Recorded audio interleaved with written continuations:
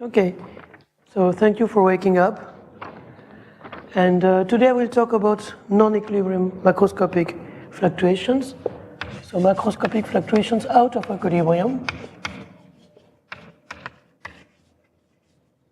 And the aim is to describe this macroscopic fluctuation theory of Bertini, Gabrielli, Da Sole, Giordano, Landim. I hope I'm not forgetting anybody. The Rome group. But before that, we'll take talk about some general things. So,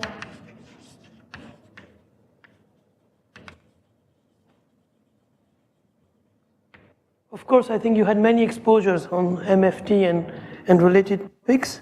And the picture that everybody draws and that people want to describe is the simplest model out of equilibrium we can think about. You take a pipe which connects two systems or two reservoirs at different temperatures or different densities. You wait for a long time, and there is a stationary current which goes from high temperature to low temperature. The system is of size L. If the two temperatures were the same, you would have a system of equilibrium. If the two temperatures are different, you will have a non-equilibrium stationary state. And you want somehow to redo what Onsager, Makhloub, and the others did at equilibrium, but in this system, which is out of equilibrium. For example, questions you can ask, and we know some basic answers. We shall have a typical current, which is given by Fourier or by Fick law, so it will be proportional to the difference of temperatures divided by the size of the system, typically. I know that one has to be careful with the Fourier law in one dimensions and so on and so on. I'm trying to talk in generic terms. And there will be a typical profile, which again, forgetting about low dimensions and so on, typically the profile will be linear, at least from elementary test books. But of course, we can ask more elaborate questions. We can ask what is the distribution of the current, the probability of seeing a different current from the typical one, okay, in the stationary state, and what are the fluctuations of the profile, what is the probability, so it's a functional, of seeing a different profile from the one that you expect, something which would be curved or non-linear, whatever. We can ask also large deviation questions which are related. So this is a workshop on large deviation functions, so I'm not going to define it. But if we call Qt the charge or the number of particles translated from left to right in a time t, we can ask the probability of seeing a different empirical current from the one we expect, and this will behave again generically. There can be some differences in some specific models. This will have a large deviation form, and we may wish to try to calculate this rate function. Similarly, we may ask what is the probability of seeing a non-typical profile, and for a large system, it will have generically a large deviation behavior, and we may want to try to calculate this rate functional, okay? So at equilibrium, we know the formula for this rate functional. If both temperatures or both densities are equal, this rate functional is essentially given by the free energy. It has a simple form. It is the integral from 0 to 1 dx. If I rescale the size of the system, I'll do that cleanly later by L, and it's given by this form. If both the densities are equal in the right and in the left,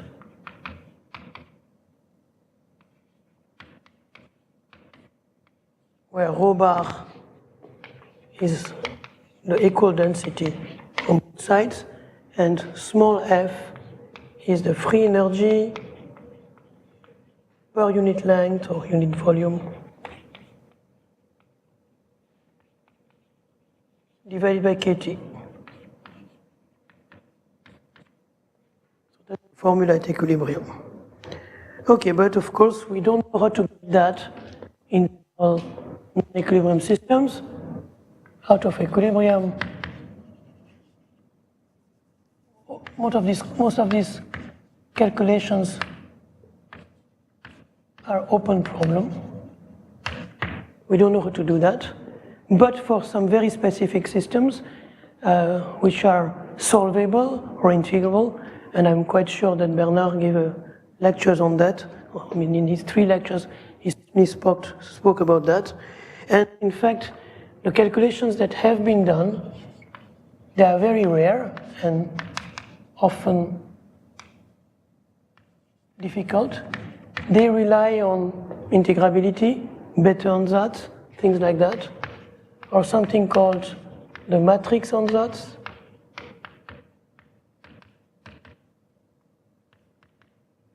And they often use some kind of factorization property, and of course they involve a lot of combinatorics. Somehow you have to solve exactly the microscopic system using combinatorics, some tricks, and so on, and then to do the packaging, the macroscopic limit, and to get the results from microscopics. Okay, I'm not going to talk about that at all, although I like these kind of things and I work on that, but I'm not going to talk about that at all. And we shall adopt a totally different strategy. The other strategy, which is more physical, and that's why it has a lot of success, is to try to avoid doing the calculations at the microscopic scale and then taking large size system limits, but try to do directly some analysis at the macroscopic scale, which means, in fact, try to understand what happens at the hydrodynamic limit.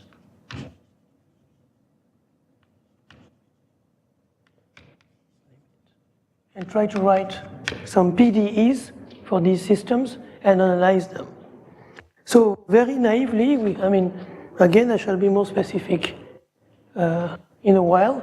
So we suppose that we have a system of size L with some discreteness, let's say. Again, this is not necessary, but we have sites. And we go, and there's a time scale, a microscopic time scale. And we go to macroscopic just by rescaling the distances by the size of the system and rescaling the time, the macroscopic time, by a diffusive rescaling. So this is a microscopic time, microscopic, and this is the macroscopic. Macro with a big M. And again, we are physicists, so even if we don't care about proofs and rigor, we can try to write something almost ab initio. If my system is simple and conserves in the bulk the number of particles, there will be a continuity equation. So if I have a density, a macroscopic density, it has to satisfy some kind of conservation equation. And what we need is a constitutive relation for the current. And the current, what else can it be but a gradient? Okay, so at the naive level, we shall write something like that.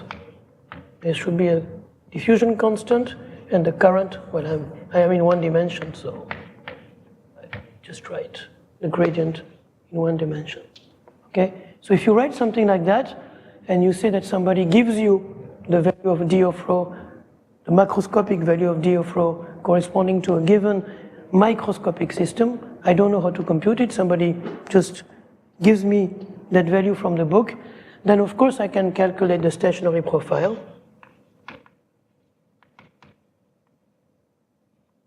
The typical stationary profile, which is given by t equal to 0, so it's just this equation with j equal to constant, so d of rho dx is constant.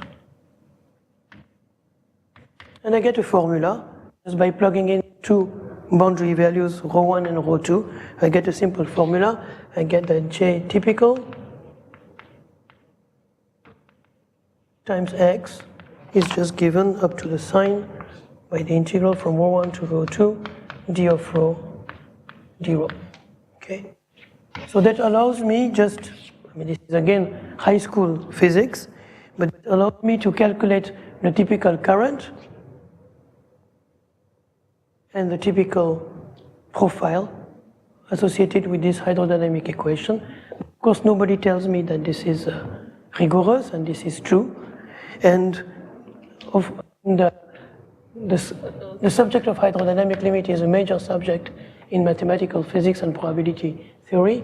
So if you really want to learn more details about it, for example, there is a book by Presutti and de Massy. And we all know that one of the founding fathers of this theory is Varadhan and his collaborators. Okay, this is nice, but here there are no fluctuations. Okay, it's just totally deterministic, so fluctuations are missing. And this is precisely what we want to know about.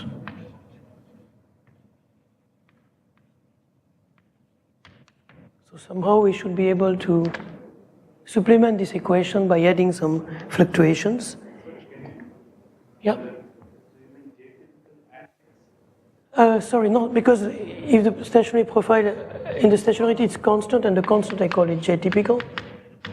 Okay, there is a minus, okay? And then I just integrate this equation. Yeah, and I have to convert. Yeah.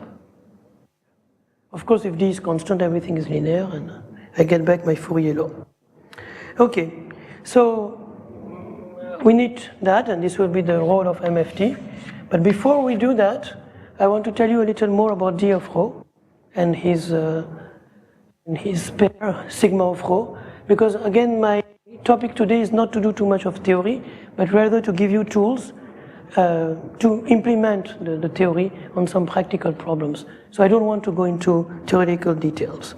So let's go one step backward. So this is simple, but let's go one step backward to define this D of rho in a clean way and the associated object sigma of rho. Well, to define it in a clean way, we again have to go back to the picture there. What we can do, I will take the eraser.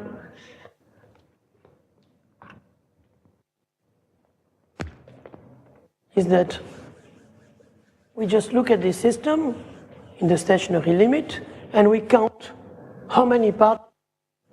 So most of the time I will take the example of reservoirs with different densities rather than temperatures. I think it's more intuitive. So we shall count how many particles, Q of T, the total number of particles that have traveled from the left to the right reservoir during time T. And because there is no creation or destruction of particles in the bulk, it's okay, it's really integrated current. Okay, so this is the total integrated current, the total charge, if you like, between time 0 and time T.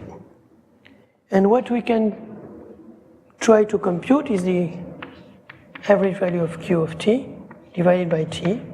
And again, very generically, you can show that if I take the limit in the long time limit of this thing, so this is the current, and this behaves like D of rho, ρ1 minus ρ2 over L, when ρ1 minus ρ2 is small. So what I mean by small is small with respect of any of them. Okay, so the difference is small. So this D of rho, this is a definition of D of rho here. So of course it's the same as the one which would appear there, but it's an independent definition. So similarly, we can look at fluctuations. So second order at equilibrium, so this is out of equilibrium.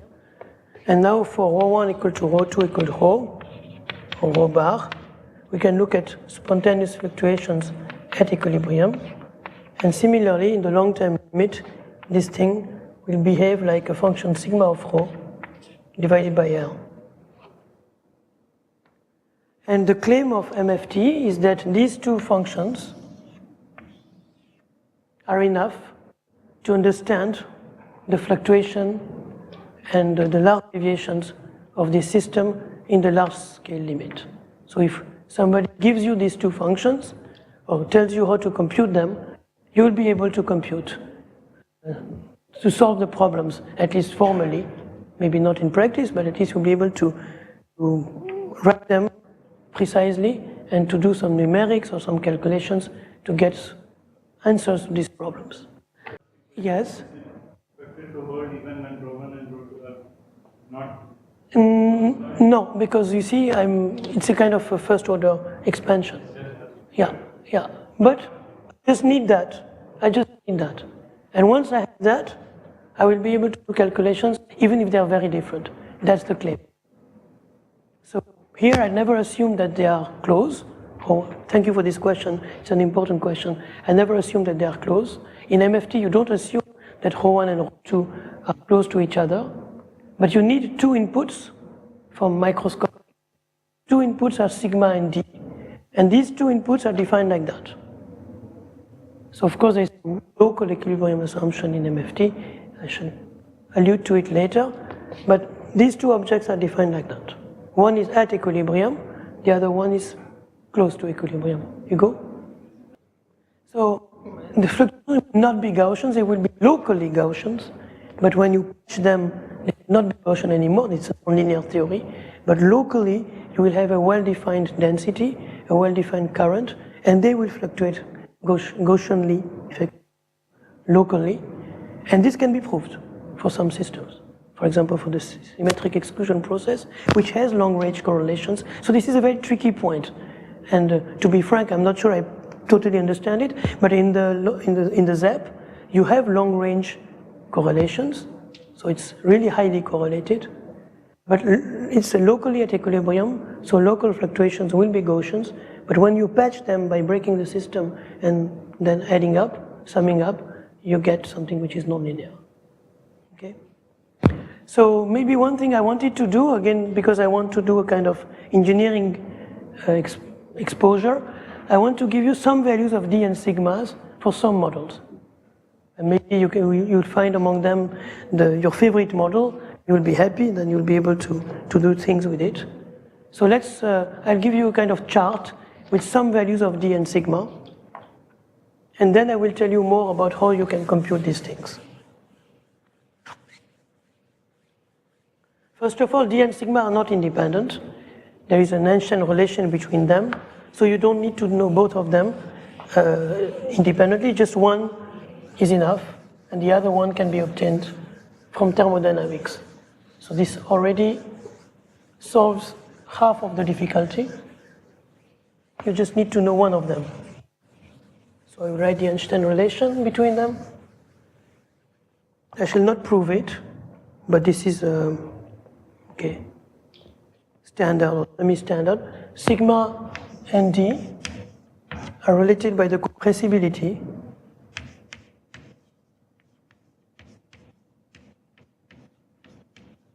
where chi of rho is chi minus 1. The inverse of chi is the second derivative of the free energy.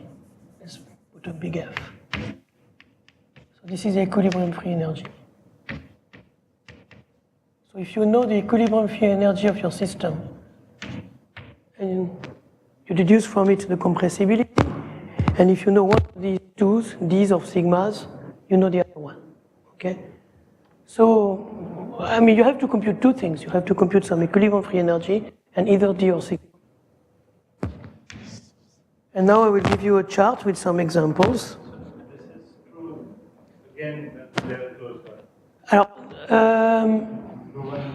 So, sigma and d have been defined as functions of rho, and they will become space dependent when rho will vary with space.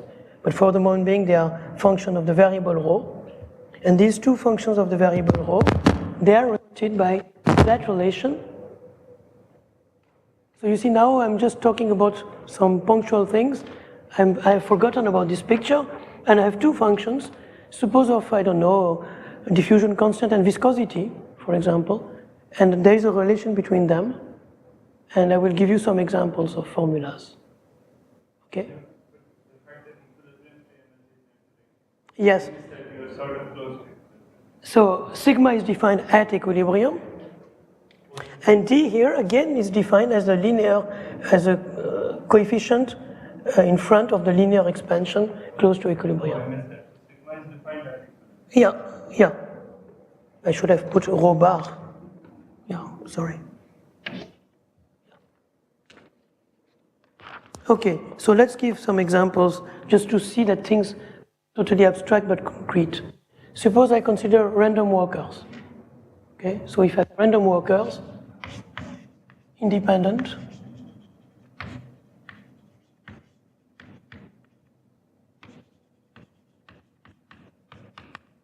then D is 1, and sigma is 2 rho. And F is rho log rho minus rho. I take the symmetric exclusion process. I think I don't need to redefine that, okay? Exclusion between particles, symmetric ropes. This one, sigma is 2 rho 1 minus rho, and F is rho log rho plus 1 minus rho. 1 log 1 minus rho. You can check each time that the Einstein relation is satisfied. What else? There's another model which is called the KMP model, the Kipnis-Mercuro-Presutti model, which is a model of heat conduction. There are many ways to define it. One way is to say that you have sites. On each site you have some energy, epsilon I. So you have sites with energies, which are continuous variables, and so on. And between time t and t plus 1, or time t and t plus dt, what you do is that you take these two sites and redistribute the energies, so they become epsilon prime 1 and epsilon prime I plus 1, but of course you conserve the sum. Okay, so you just redistribute the energies in a random way. Okay, this is a model for heat conduction. So here D is equal to 1 again, and sigma is 2 rho square, and F is whatever is minus 1/2 log rho. Okay. More interestingly, there is this kind of paradigm of driven lattice gases, the KLS model, Katz-Leibovich-Born model, which is a class of models of particles hopping, but now the hopping rates depend on neighboring sites.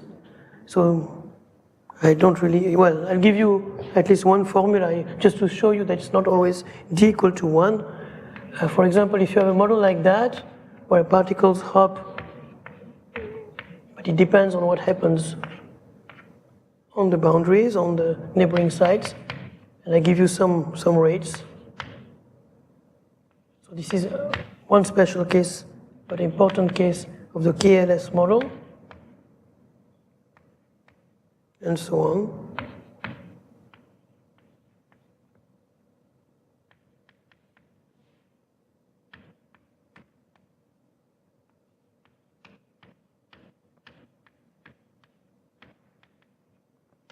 So this is the là 1101, 1 minus delta, and this hops 1001. I made a mistake. Thank you, Claude. Of course. Yeah. Always easier on the paper. Okay, so sigma and D can be computed. It is complicated. I just give you the formula for sigma. The one for D is similar. I mean, find it in the notes. So sigma is obtained, in fact, in a parametric form, so you cannot really compute directly sigma of rho, but you compute sigma of lambda and lambda of rho, and just to scare you, I give you the formulas,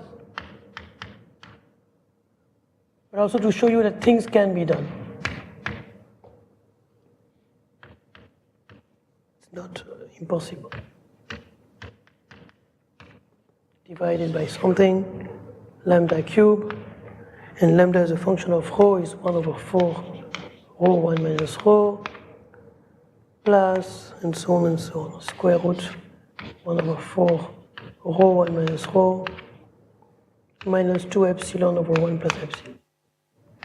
You eliminate lambda between these two equations, and you get sigma of rho.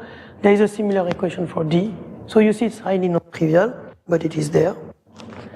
Another model I like very much, which is called the repulsion process, I think studied by and introduced by Paul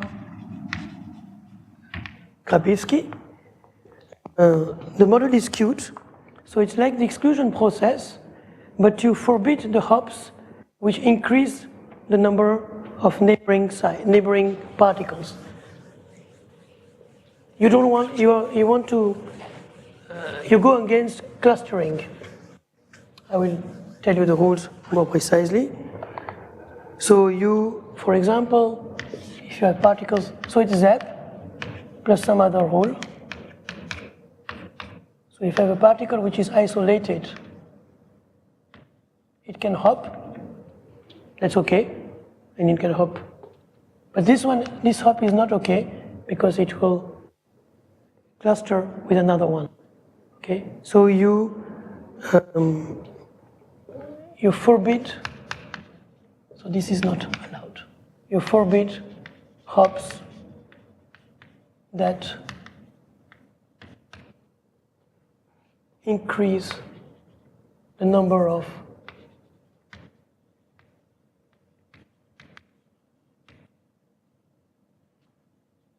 neighboring pairs of particles.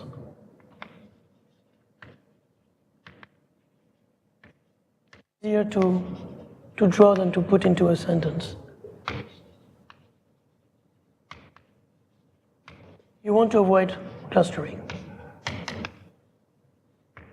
Okay, so here also D and sigma can be computed, and they have some interesting forms.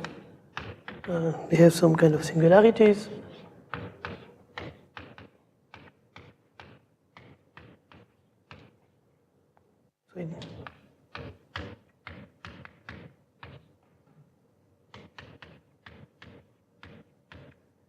And sigma has a similar form.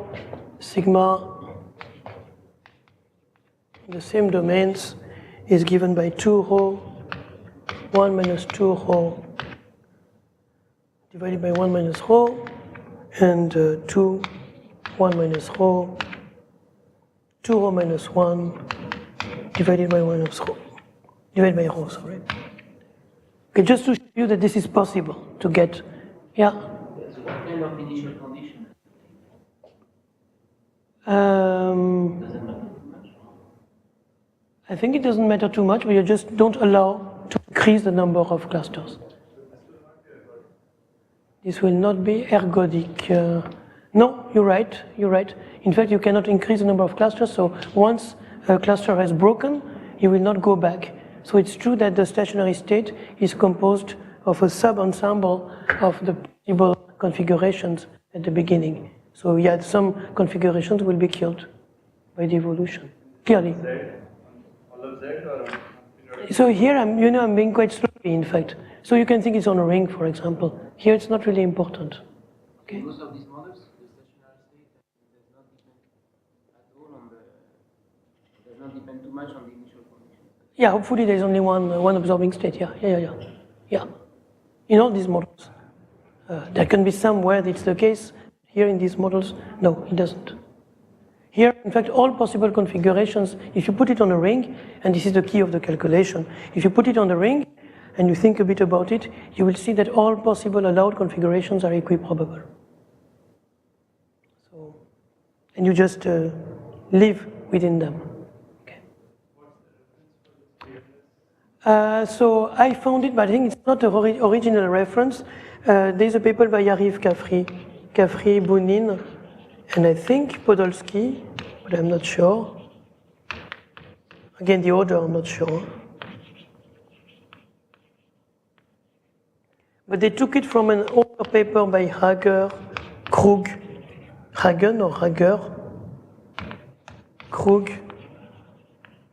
Schutz, and there's another name. So it's Hager. Okay. Well, you can do the calculation by yourself. Okay, and so on and so on. I want to give a last example because I know that some people in the audience have worked a lot and love that model, ZRP. So for the zero range process, it's also possible to compute sigma and D. So the zero range process I take here is that if I have, it's a symmetric zero range, if I have L particles, they can hop with a rate WL. So I'm going to be very slopey about the WLs. I just assume that they grow, but they don't grow too fast. So WL grows, but it grows at most linearly. So there is no kind of explosion thing, okay? Constant. And then it's possible to compute, it's a factorized state, it's possible to compute the probability of having L particles in a given site. It's 1 over Z. Lambda to the power L, and factorial omega. I mean, omega 1, omega 2, omega L. Okay? And Z is, of course, the sum of lambda L's from 0 to infinity, product of omega. I'm not entering the details and condensation. I mean, you know these things much better than I do. I never worked on that. Anyway, but okay, I mean, this is formalism, and we can compute the average number of L, which is just this series, 1 over Z, and we just add a L, product of omega K. Okay? So this defines rho as a function of lambda, or inversely, lambda is a function of rho. Again, there can be some problems with condensation and so on, but let's be a bit formal. And then sigma is given by 2 lambda. D is given by d lambda d rho. And chi, well, chi is a ratio. Chi minus 1 is given by 1 over lambda, d lambda d rho. So you can deduce the free energy from that. Lambda that you write PL equal to lambda to the power L divided by 2 lambda. Yes, yes. Is the fugacity? No, that's exactly what I said, Satya. I don't want to enter into the details of condensation and so on, but yeah. I mean, being a bit sloppy and sketchy, in generic cases where you have no condensation, so you can go to any density and so on, you can write that. Okay. So I wanted to say that at the end, but just say it now. So this will allow us to define a hydrodynamic equation for ZRP. And I think nobody has really studied the cases where, for example, there is some condensation. I think it could be interesting to study that, to see how in the hydrodynamic scale things can collapse and at the equation level and not on the microscopic level. This has not been done. Okay, so this can be done, but there are some simple examples where you can do nothing. So for example, the simplest case I know where you cannot compute d and sigma, or at least where you can have 2 particles on the site, but no more. For example, this one cannot jump, but this one can jump here. 2 particles per site at most. D and sigma cannot be calculated. Although it seems to be a simpler model than some of those that I described before. So, okay, for the moment being, I just gave you a kind of catalog or a table. I want to tell you a bit more about how you can try to compute these objects and why you have some obstructions to compute them in some models. Why it can be difficult sometimes. So we need to compute only one of them, so we shall concentrate on the bulk diffusivity.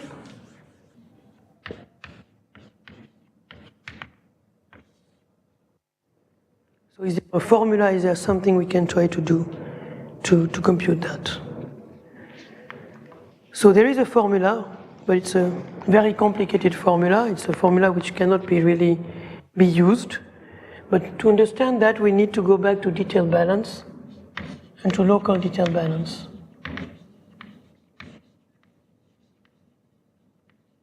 This is the equilibrium case.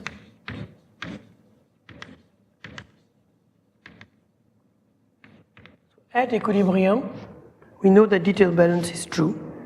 And for example, if we have a Markov system with a Markov matrix M and configurations C, configuration space,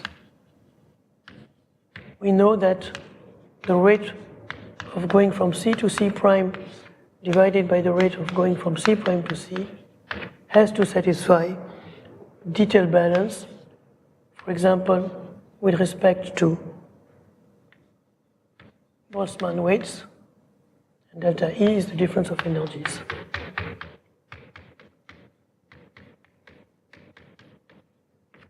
Okay? But of course, if there are two reservoirs at different temperatures, the core of the problem is that detail balance is not true anymore.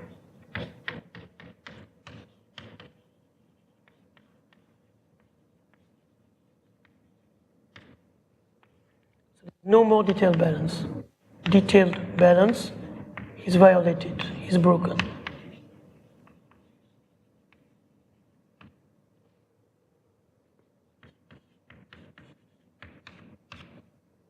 This we agree upon. So for example, if I have a system which is closed, with no reservoirs, with some density rho, I will have detailed balance at equilibrium.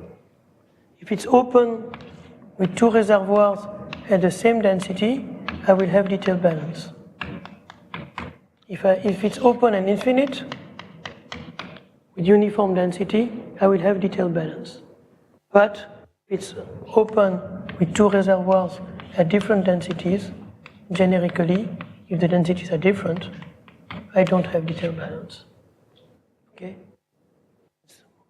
Basic point. However, there is something which survives, and this is the key to all this business. There is something which survives, which is called local detail balance. In fact, this is also the key to the Markovian proof of Galavotti-Cohen theorem, which I was planning to do, but I will not. I prefer to concentrate on MFT today. So there is something called local detail balance, which is very important, and which I want to explain now. And first I will start with an example.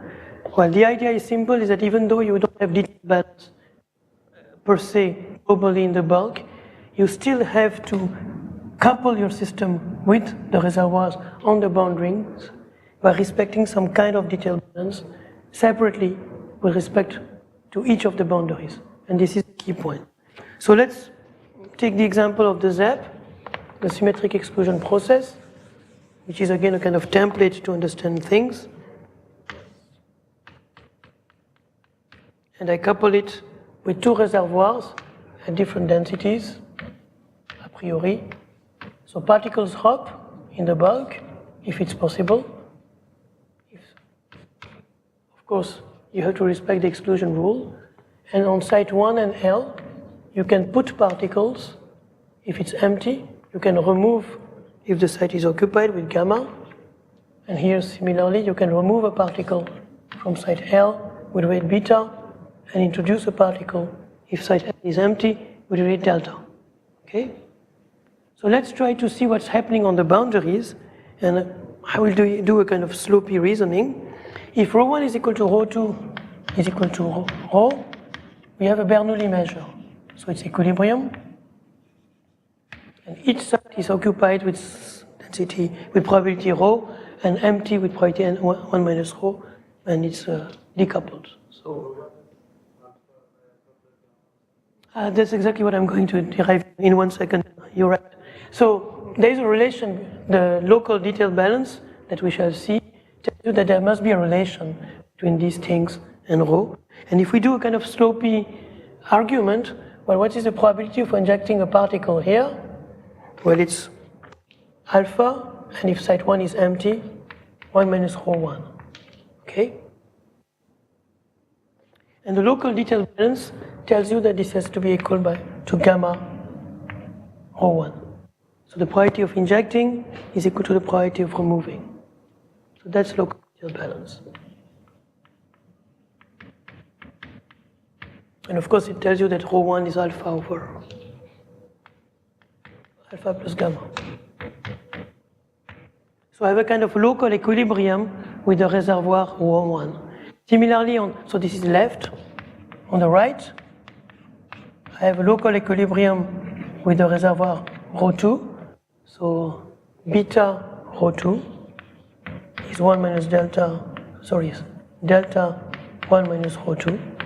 And this gives me, so this is local detail balance, that rho 2 is delta over beta plus delta.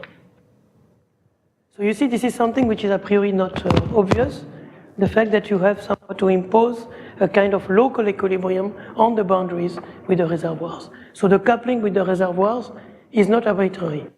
It's something you don't have full choice. Of course, alpha and gamma can be multiplied by a constant, but the ratio has to be, the ratio is fixed.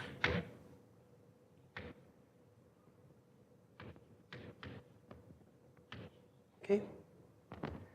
It's also useful to express that for further notice, like that. Okay, exponential mu1 over 1 plus exponential mu1, with mu1 is equal to log alpha over gamma. And here exponential mu2, 1 plus exponential mu2, and mu2 is log of delta over beta.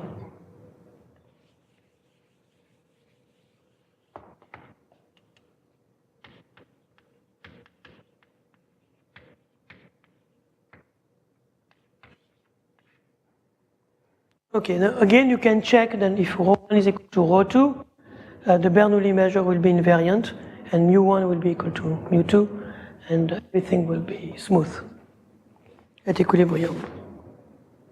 Okay, now this was just an example.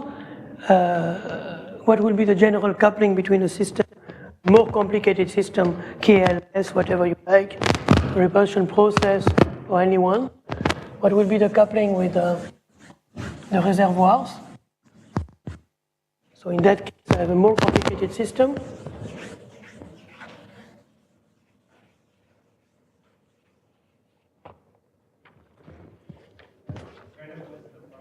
Yes.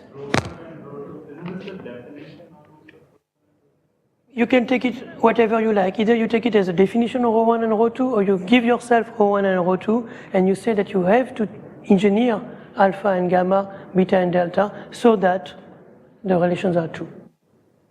I mean, the whole point is that there is a relation between the rates you put and the densities of the. Of course, if you give to me alpha and gamma, I will tell you this means that rho 1 is given by, no, somehow here. So yes, exactly. If I want to, yeah, exactly. I mean, this is out of equilibrium because rho 1 is not equal to rho 2, but I have to impose local detail balance because locally there is a kind of local equilibrium on the left, on the right, with rho 1 and with rho 2. That's the key point. And more generally, if I have a system which is more complicated, with some whatever strange dynamics you want in the bulk, but with two reservoirs, rho 1 and rho 2, I will have some relation between the left couplings. So the left coupling, which means that I have some particle which appears here or disappears. Well, I have some configuration C which evolves to C prime by either adding or removing a particle on the left. And I suppose that I have the reverse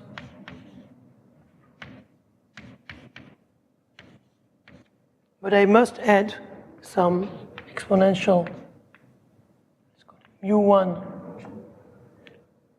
tau 1 of C. I will just tell you in a second what it means.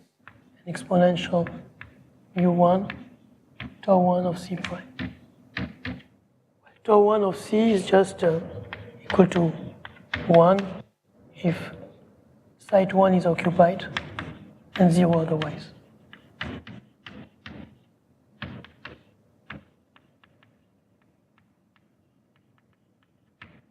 If you have a multi... Like an equilibrium imposes the chemical potential is the one, the right is the wrong, the right chemical potential Yes. is at that period right on the boundary. Yes, yes, exactly. That's exactly that. So you have not full choice on the couplings, you have to impose the chemical potentials on the right and on the left. Okay, and then it's possible to compute this. Once I have coupled to the boundaries, it's possible to do a perturbative calculation by supposing that ρ1 and ρ2 are not very different, are just different to the first order, and it's possible to get the value of d of ρ. So I was planning to do it, but it's long and it's a bit tedious. I think I will maybe just roughly sketch the derivation. The idea is that if ρ1 is equal to ρ2, we know the stationary measure, it's equilibrium. And if ρ1 and ρ2 differ by some epsilon, ρ2 minus ρ1 to epsilon, you have to compute at first order. So this is equilibrium.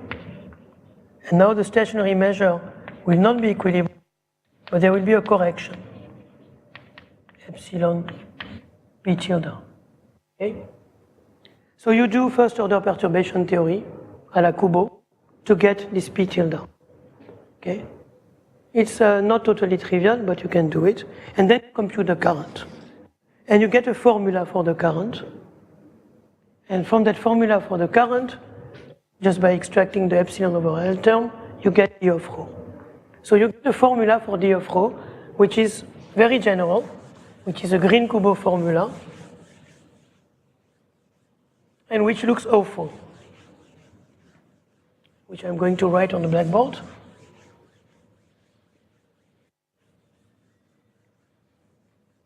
So you get a Green-Kubo expression for d of ρ.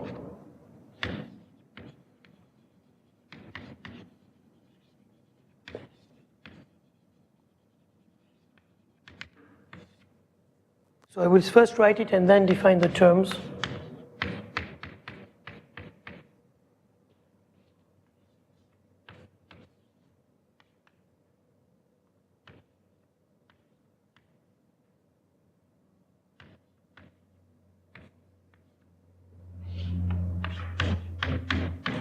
So I'm doing, to get this formula, you have to do perturbation theory around equilibrium. So at least vaguely sure you know how to do it, although the details are a bit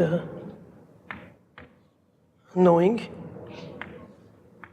There are some nice tricks involved, but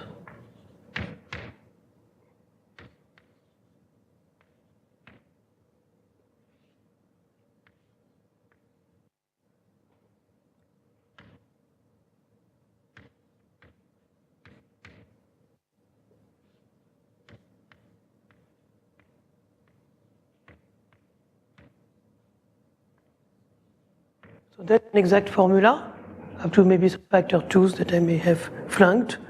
So chi is a susceptibility, this we already encountered. C0i, the meaning of C0i, so this is the average with respect to the density, equilibrium density, priority measure at density ρ. So C0i is the average jump rate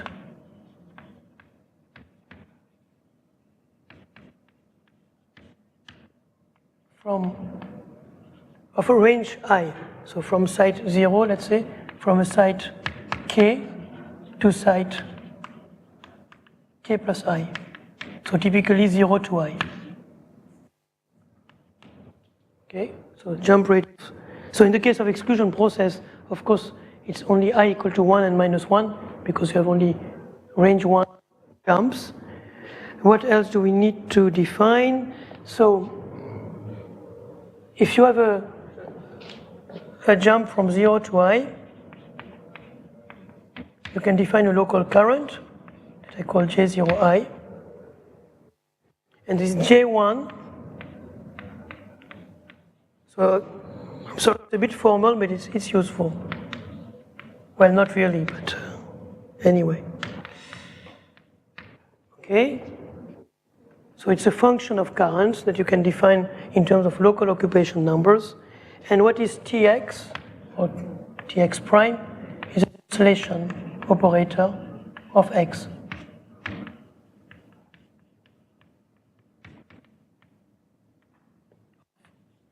Range x. So now if we try to decode this formula, what you do is that, in fact, here you have a local current between x prime and x prime plus 1. If you think that you have only range 1 hops. Here you have a local current between 0 and 1. So you're looking at correlation, current correlations here and there, okay, at 0 and at x. So I have a local current here of range 1, let's say, if only range 1. Here this formula allows to have long range hops. It's a general formula. And between x prime and x prime plus 1. So you have correlations in these two currents, but these are 2 times correlations because you have this evolution operator. M is the Markov matrix. So it's really the structure of having something like J of t, J of 0, average integral, that is here from Green formula, Green-Kubo. So J0I is the local current operator, but somehow you have to multiply it by the range. Between 0 and I. It is the rate, but you have to take into, it is the rate if you wish, yeah. But multiply by the occupancy number. I mean, if both sides are occupied, so it depends on configuration.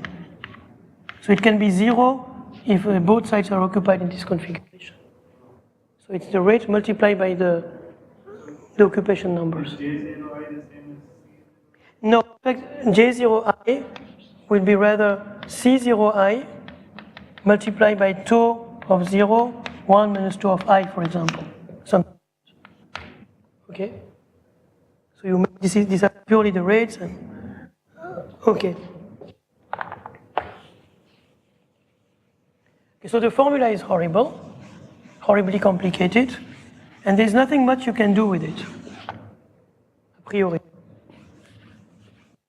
So you may ask, why did I write it and spend 5 minutes, 10 minutes talking about it?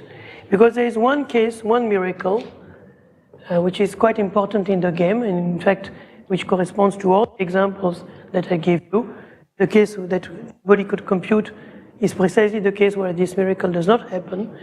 You see, in fact, this is quite easy to compute because this is something that you compute at equilibrium, and you just have to see if a given bond is passing or not, if there is a current or not.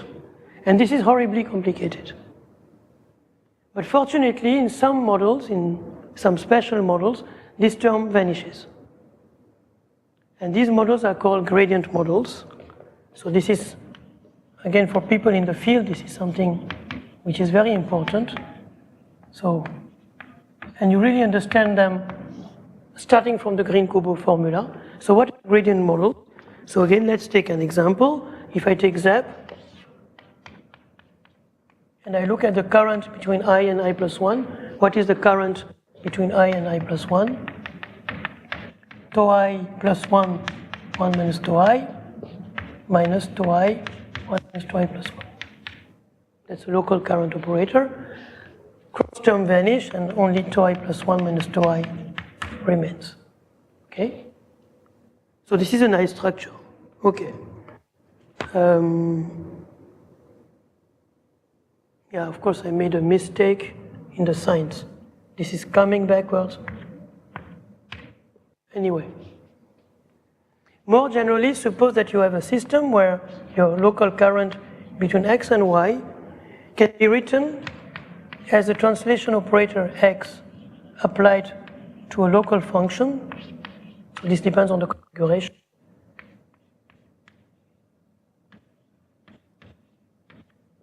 where h of c is a local function.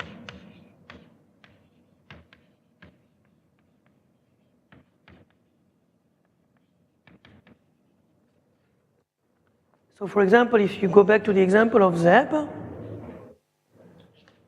h of c will be the occupation at 0, and here it's translated by I and translated by I plus 1. Okay? So the pattern works with h of c is equal to occupation of the 0 site.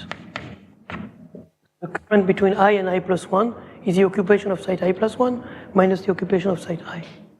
Okay?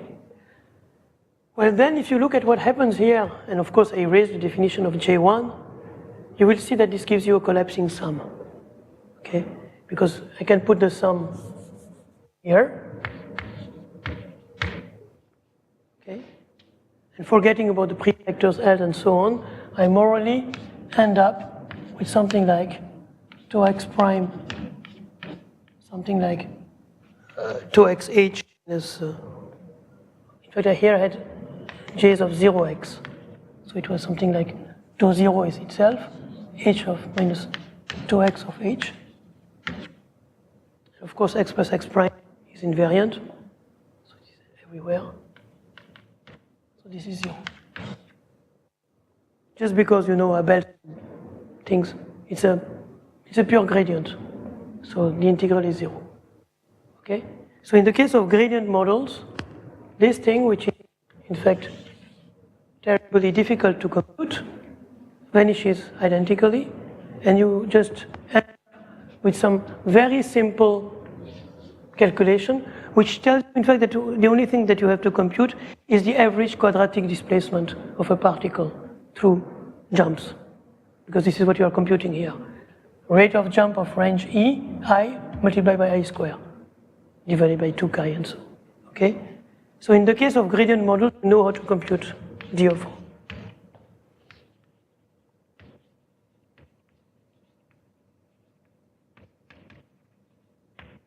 The general case, non-gradient, I don't know a single case where there is an exact calculation. In fact, I believe it's not possible. Okay. However, it's not totally the end of the game. We have been working on that with Chikashi Arita and Paul Krapilski. You see, it's quite important to get a hand on this D of rho if we want to know in a kind of precise manner what's happening in your lattice gas. So it's not totally hopeless, although I think it's not possible to get a closed formula. So there is a formula by Varadhan and Spohn. At least it's explained in Spohn's book. So I think it's fair to call it Spohn-Varadhan formula, which re-expresses the Green-Kubo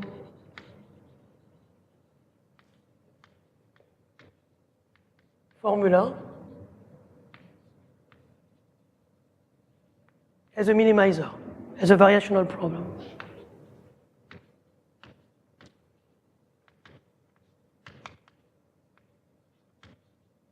So what you have is that this exact formula, in fact, it's a kind of quadratic form. It's something, some people have heard about these Dirichlet forms in this game, wherein D of rho can be written as the minimum over the class of local functions. F is a local function of a quadratic form in F. And in fact, if you do the calculation, you will see that this is the solution of it. But the nice thing in this formula is a variational problem. So again, I will not give you the precise form of QF, but this is something which is usable, is that even if you're not able to solve exactly the exact minimum, you can always try to do good guesses or ansatz for F, or educated guesses. Okay?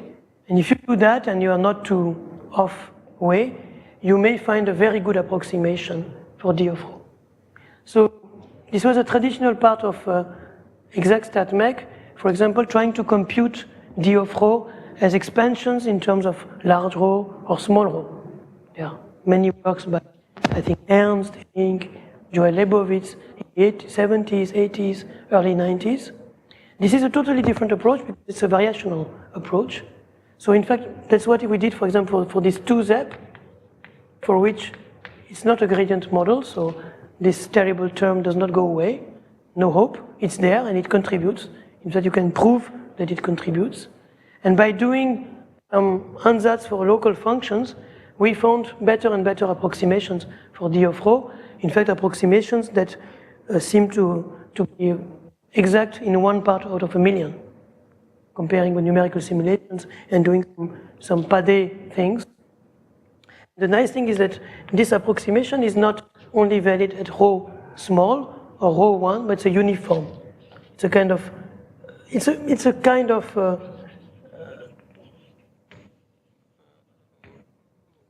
continuous fraction expansion of D of rho. And you can say things then about the diffusion, about the profile, and so on and so on. Okay, so I think it's an open field which is quite interesting. Maybe someday somebody will come with an exact calculation, even in the non-gradient case, but I doubt so. I mean, I would like to have at least an example. Another thing, I wanted to come back to that in the end, but I just put the question now. Gradient is very important in this game of hydrodynamic limits, but it's a kind of formal condition. I personally don't know of a good physical interpretation of the gradient condition. I know some models which depend on some parameters, and for some adjusted values of the parameters are gradient, and if you just move the parameters a little, they are not gradient anymore, but the physics is the same. So I have no idea what is the real physical importance of being gradient or not. Okay. But at least from the mathematical point of view, it seems to be very important. Okay, so now MFT in the 20 minutes that are left. Again, I will not go into the theory. I will just give you the equation and tell you about some applications of these equations. A very rapid way to present MFT is just to write a stochastic PDE for the density and the current. So we know the deterministic hydrodynamic limit. And the idea is to go from micro to micro in the following way. Micro to macro. So this I try to be a bit careful. So you have sites in the microscopic world, and you have a continuous axis in the macroscopic world. You have a microscopic time Tm that you rescale with L square, so this is diffusive scaling.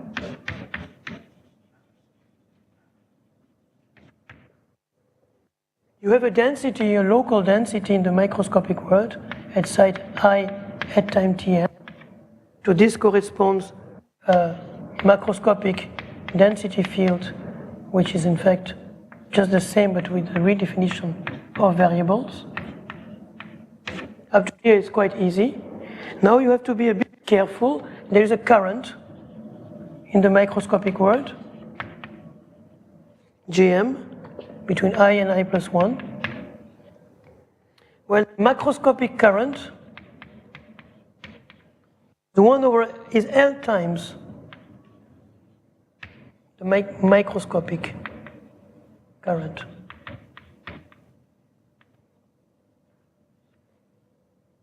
So this you have to be careful. So I let you think why it's L times. One reason is that you have shrinked all distances by L, so you have multiplied all gradients by L, so some current has to be enhanced. Another reason is just to invoke continuity equation at the microscopic level and the macroscopic level. It has to be true, but you're not rescaling space and time the same way, so there's a factor L coming. And if you take the total charge transported, so you have a total charge but it's transported in the microscopic world between site I and site I plus 1. And you have the charge field in the macroscopic world, which is 1 over L Q micro. Doing these rescalings, and this is a tedious but important point,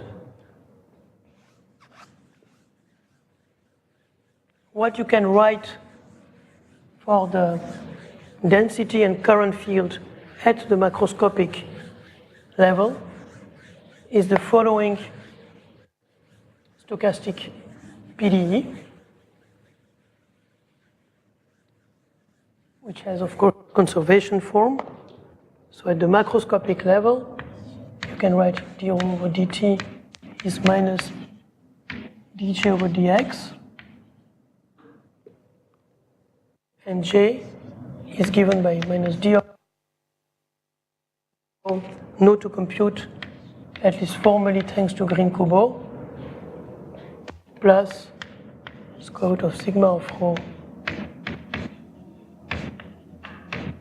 some fluctuating term, and the fluctuating term,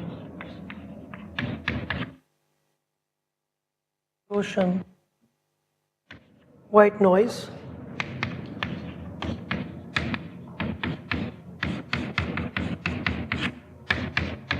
of strength 1 over L.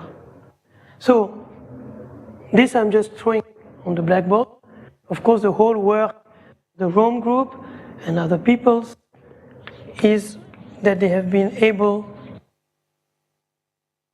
prove this macroscopic behavior, at least for some models, like the ZRP and ZEP, and people extend that, sometimes without proof, to other models. Okay. There are some other ways of seeing that. For example, Kurchan, Tailleur, and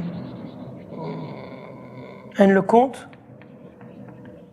For some specific models, again, like the exclusion process, they used a second quantification à la Doi-Pellitti, wrote a discrete path integral for it, went to a continuous limit, and obtained this kind of behavior. So here I'm not going to prove anything. I just take this for granted. And somehow this is quite plausible. I mean, this is just hydrodynamic behavior.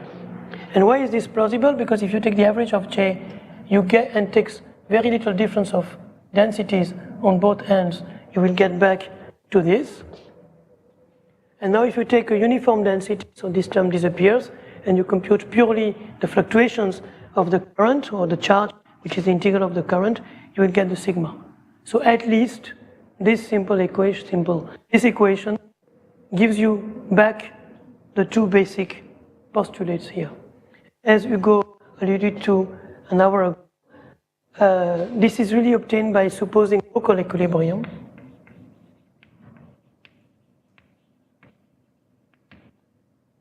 So really replacing local currents and local densities by variables, and then patching all that together.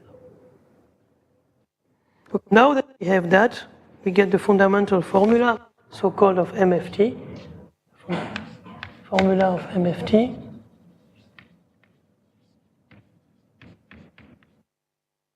If you remember what we did yesterday with on-cycle loop and Gaussian variables, we have nothing here but Gaussian fields, so we can write path integrals just the same way.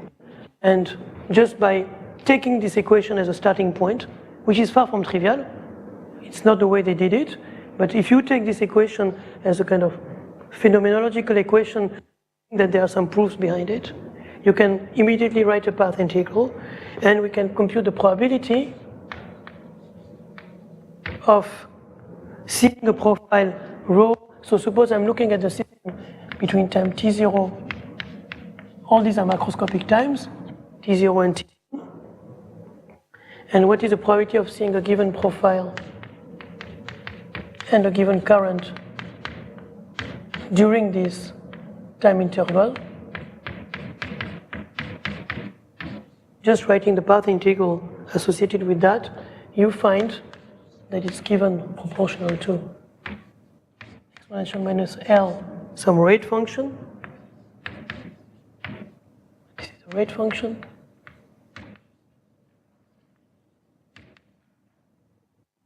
And the rate function, L is a large parameter because the noise is small.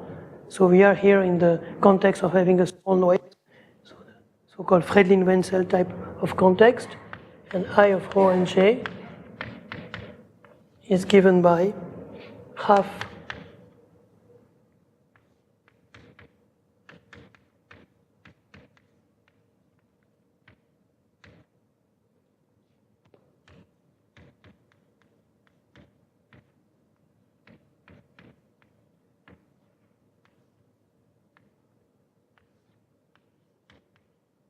but there is a small piece of salt you have to add. This is true if the continuity equation is satisfied. Otherwise, you don't see these fluctuations. It's even more unlikely to see them. So if the continuity equation is satisfied, you have an infinite rate function. Okay? So that's it. And now using this equation, by contractions, you can start computing things like the one we need to compute, large deviation of currents, large deviations of profiles. So easier said than done, of course, but at least you have a framework. So the first thing is to try to remove this constraint. Yeah?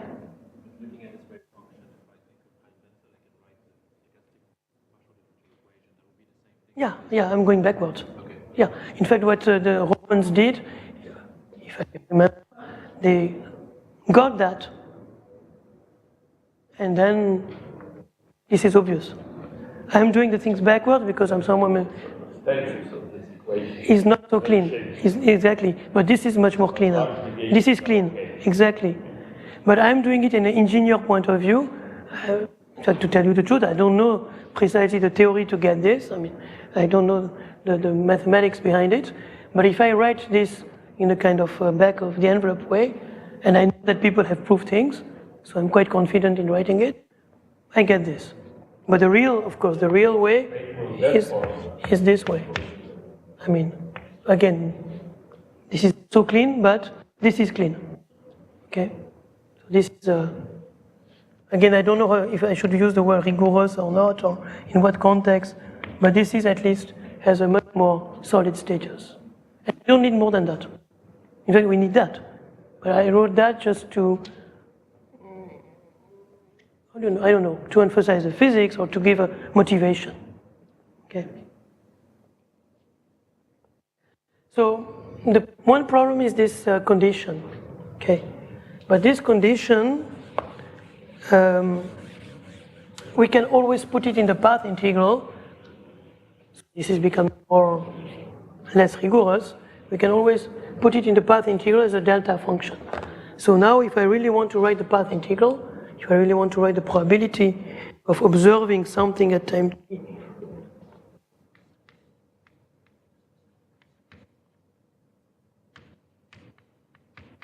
knowing what happened at time 0, I have to integrate over intermediate times.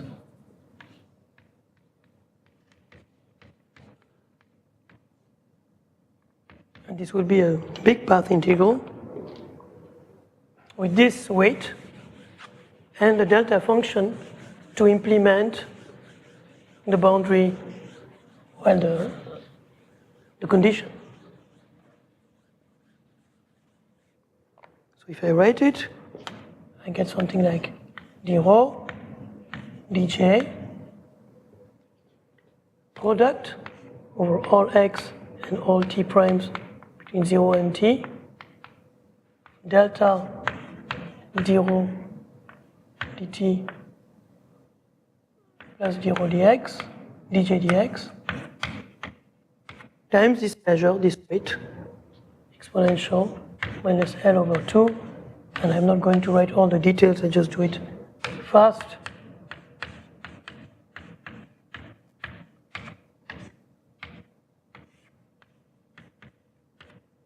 Okay. And by the way, this is exactly of the same form as Onsager-Mach loop.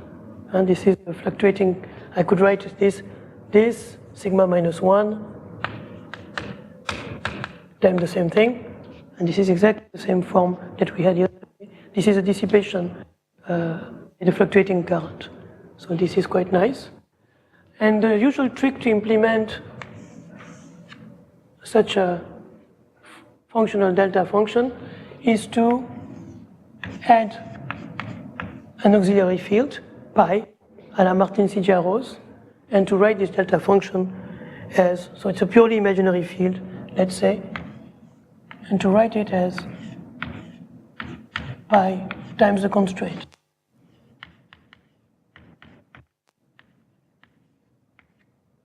Okay, I hope you're still with me. That's quite usual. Of course, I should put an I here, but I imagine that pi is on a Bushwick contour, and I will forget that very fast. Also, I can rescale pi by L, so I can put an L here. And now, if you look at the formula, you observe that it is quadratic in J. It's a path integral which is quadratic in J. So you can compute it just by completing the square and taking integral by parts. Okay? So if you do it, don't do it, okay? It's just quadratic in J. You will end up with a path integral in pi and in rho with some exponential of some Lagrangian, which depends on pi and rho and their derivatives. And derivatives with respect to time and space. And the form of this Lagrangian is just given by pi dt rho. So this is just very simple calculus. Minus sigma over 2 dx pi squared plus d of rho dx pi dx rho. Okay.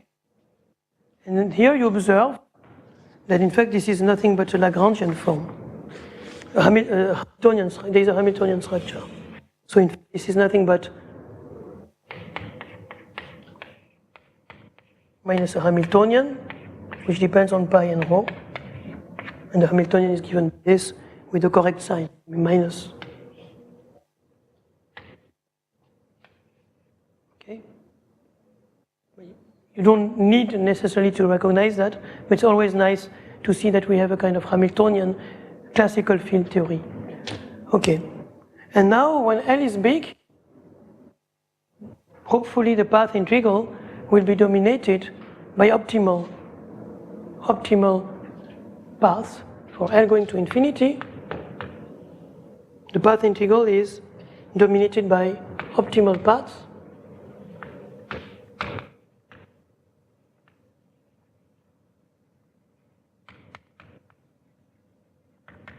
So let's call them, usually you can call them by star, but I will change the notation. So pi star and rho star, I shall call them Q and P. And optimal paths, they satisfy the Euler-Lagrange equations or the Hamilton equations. Okay. So in fact, these optimal paths just satisfy dq dt is dh dp, and dp dt is minus dh dq. These are the Euler-Lagrange equations of this optimal variational problem.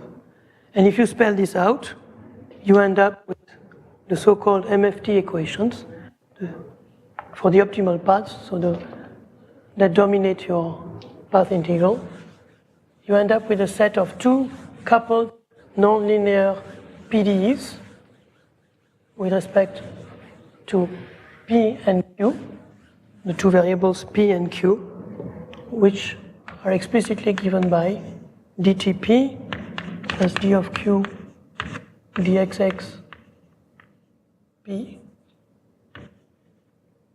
is equal to minus sigma prime of q over 2 dxp squared dtq minus dx d of q dxq is equal to plus dx sigma of q dxp. And there are some boundary conditions with whom I've been very, very sloppy, but in fact, these boundary conditions will depend on what you want to compute, okay? So for example, and then I will finish my, maybe I'll take a few minutes more, I'll finish by giving some specific examples. Suppose you want to compute some functional, 8 minutes, great. You want to compute some functional of the density. You want to compute its cumulants, its distribution, typically the exponential cumulant generating function. What will you do? You just insert it in the path integral. You put it here in the path integral.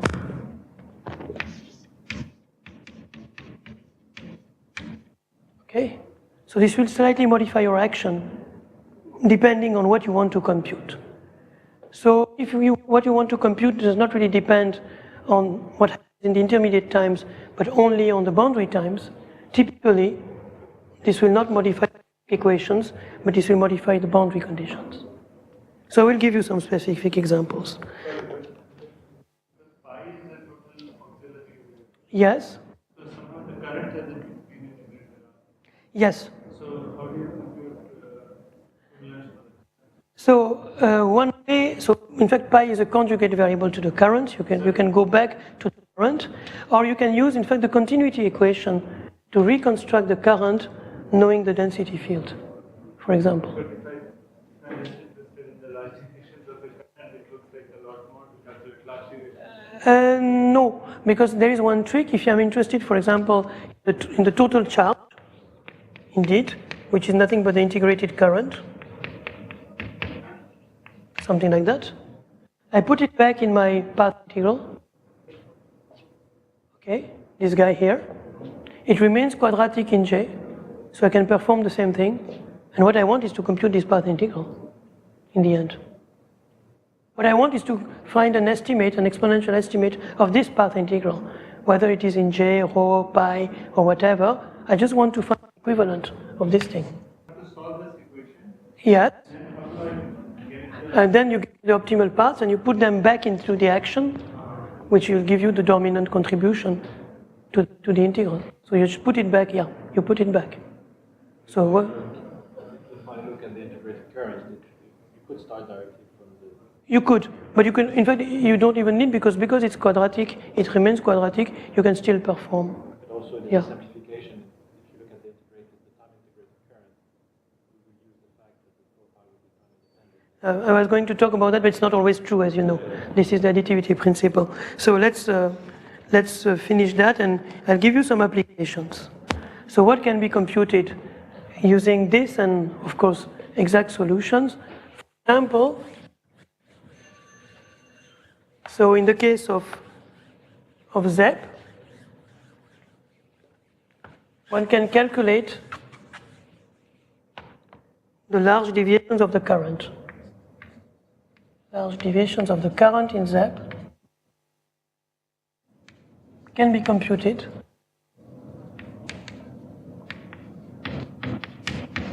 using this technique. So this is precisely the question, one example of a question you asked, and Hugo gave the answer. So, for example, what is found is that this thing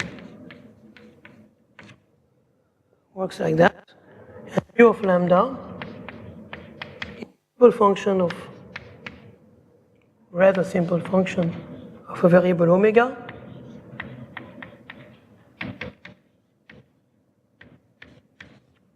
And omega is constructed from lambda, rho1 and rho minus, and rho2.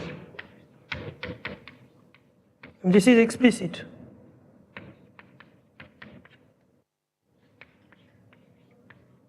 So how was this done? And this is, I think, quite instructive. So that's closed formula, okay? How was this done? Well, Derrida, Roche, and Dussault computed the first few moments, up to the fourth, I think, of Q, Q squared, Q cubed, Q4, and they guessed this formula, okay? And then later on, using MFT, using something called the additivity principle, Bodino and Derrida obtained the formula. But in fact, the additivity principle is nothing but getting time-independent stationary solutions of the MFT equations. And then they become simpler to solve. So one way now, if you don't want to do the perturbative calculation of the fourth order, if you don't want to use the additivity principle, although it's a very beautiful principle, you just get this result just by solving these equations with the right boundary conditions, but stationary. And it works, okay? Another example is the large deviation of the profile. Large deviation of the profile in ZEP.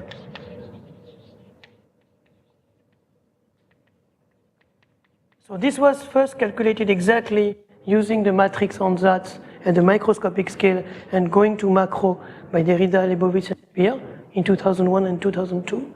And later on, but just a few months after, having this solution in hand, the Rome group was able to prove that it can be extracted by solving their MFT equations. So again, an interplay between exact solutions and MFT equations. This theory can be extended to non-stationary states. So suppose I start with an infinite system, and I'm ending with that. Suppose I start with an infinite system out of equilibrium with a density profile which is a kink on Z, so it will evolve. Well, you can use this theory to compute for any system with any sigma and D. You can compute the current here, how much current went through side 0.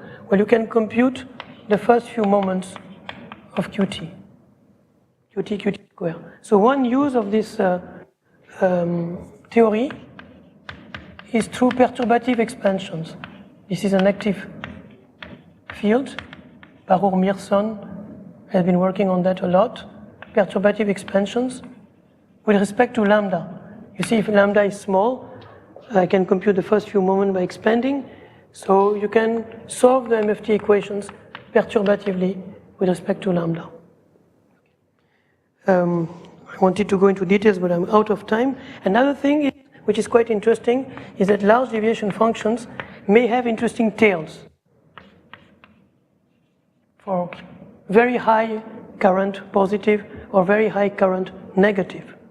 Well, this corresponds to very large lambda, typically. And here again, so it's not perturbative, but this is a lambda going to infinite limit of MFT, which in fact at the end amounts to dropping the diffusive terms, so the equations become hyperbolic, and they can be solved by the method of characteristic. So you can get results for LDF tails, again for very general sigmas, okay, not only sigma equal to ZEP or KMP, and you can find in fact that according to the curvature of sigma, the tails are very different. And if, for example, ZEP and KMP have opposite curvatures of sigma, and the tails are in cubic tails in the ZEP case, and logarithmic times, cube times log Q tails in the KMP case.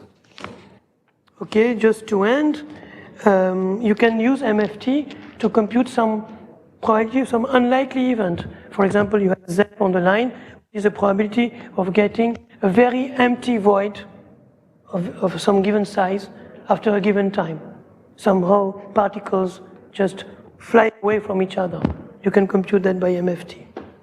You can use MFT techniques, MFT ideas to study KPZ in the small noise limit. Of course, you do know that very well, and Baruch Mearson and other people around him also played that game, using optimal paths to compute KPZ, but in the small noise limit.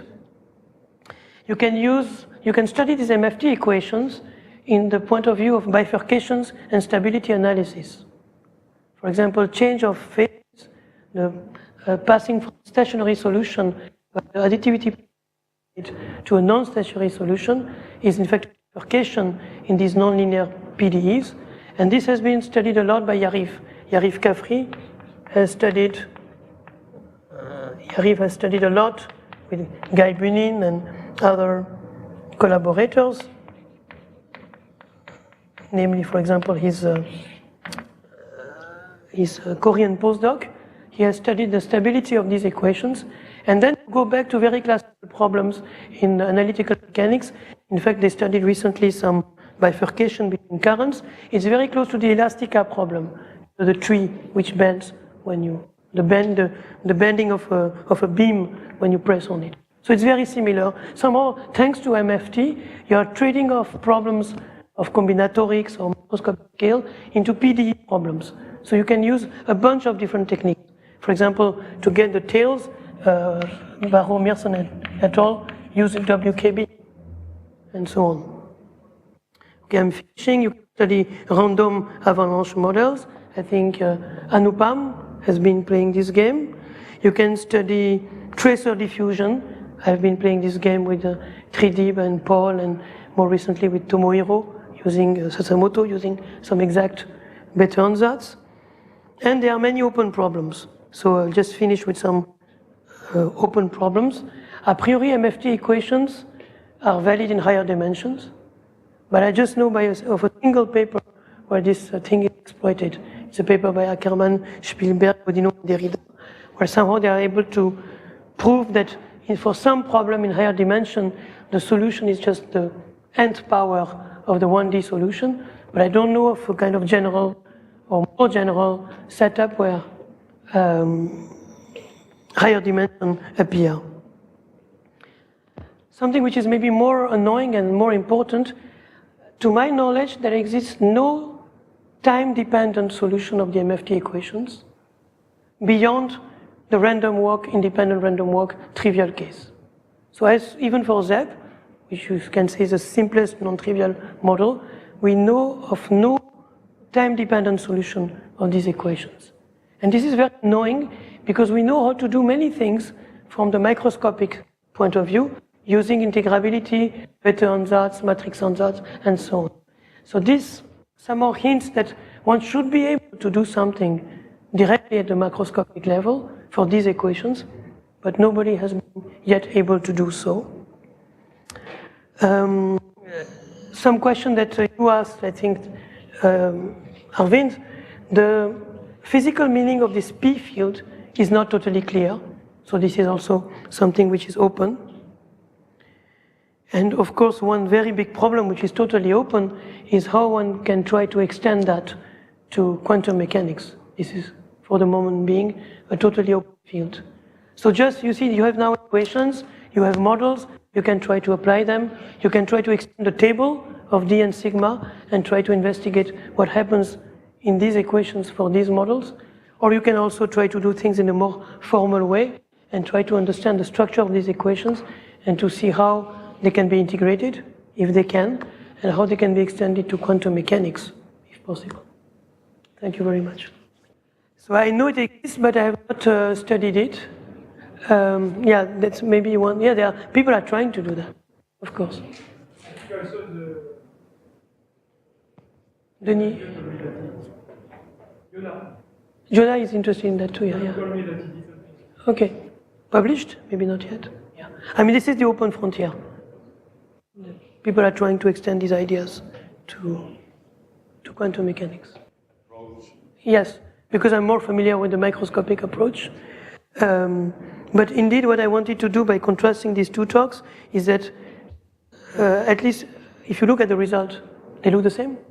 So of course, there are many, many links, and you could reverse the logic. For example, the way that Jonah Lasigno sees it more is really from a thermodynamic of steady states point of view. This is the title of his Boltzmann talk, Thermodynamic of Steady States, and he really starts from the point of view of non-equilibrium work, entropy, non-equilibrium Clausius identity, to get and interpret these results. So Derrida's sort of way of presenting things, closer, starting from local equilibrium. Yes.